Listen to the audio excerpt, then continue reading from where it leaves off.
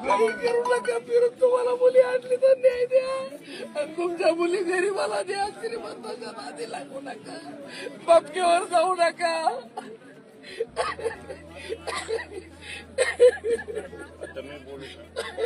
बोला साहेब. मुलगी गेल्यानंतर बापाने केलेला हा आक्रोश हृदय पिळवून टाकणार आहे. तुम्हाला जर मुलगी असेल तर मुलगी श्रीमंताच्या घरी न देता एका गरीबाच्या घरी द्या. हे उद्गार आहेत गौरींच्या बाबांचे. बाबा, तुमच्या दुःखामध्ये आम्ही सर्वजण सहभागी आहोत.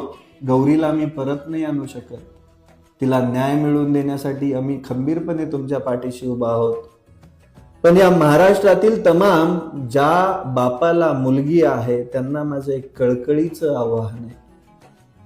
मुलगी लग्नाला आल्यानंतर आपण तिला स्थळ बघत असताना त्या मुलाकडे असणारी संपत्ती बघतो, शेती बघतो, नोकरी बघतो, पैसा बघतो, पण त्याच्यातला माणूसच बघत नाही. तो माणूस काय लेवलचा आहे, त्याचा स्वभाव कसा आहे, तो भविष्यात काय करू शकतो, त्याचं कर्तृत्व किती आहे. तो गरीब असला तरी चालेल हो, पण त्याचा स्वभाव दलिंदर नसायला पाहिजे. तो गरीब असला तरी चालेल, पण त्याला कर्तृत्व करायची हिंमत असली पाहिजे. तो गरीब असला तरी चालेल, पण तुमच्या मुलीला त्रास देणारा नसावा. आज कित्येक संसार उद्ध्वस्त होत आहेत फक्त आणि फक्त या पैशांमुळे. जेवढं मोठं घर असतं ना तेवढाच त्याचा वासा पोकळ असतो, हे आपण विसरलोच.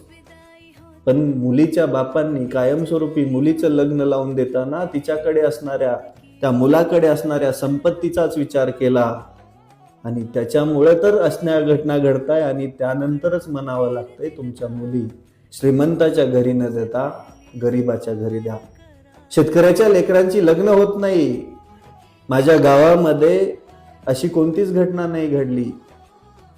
शेतकरीच आहेत सगळे. जेवढं गरीब घर तेवढाच कर्तृत्ववान पोरगा असतो, त्याला भविष्य उज्ज्वल असतं. आणि सगळ्यात महत्वाचं काय असतं माहितीये, तो लोकाच्या लेकराला त्रास देणारा नसतो. त्यामुळं तमाम ज्यांना मुलगी आहे, ज्यांना मुलीचं लग्न करायचंय, त्यांनी मुलाची संपत्ती बघण्यापेक्षा त्या मुलाचं कर्तृत्व बघा, स्वभाव बघा, आणि सगळ्यात महत्वाचं तुमच्या मुलीला तो राणीसारखा ठेवणारा बघा, ना की तिला मृत्यूच्या कवेमध्ये घेऊन जाणारा. गौरीच्या आत्म्याला शांती भेटो एवढीच अपेक्षा आहे. गौरीला न्याय इथलं सरकार देईलच, पण इथलं न्याय मागण्याची पण चोरी आहे, हे पण लक्षात असू.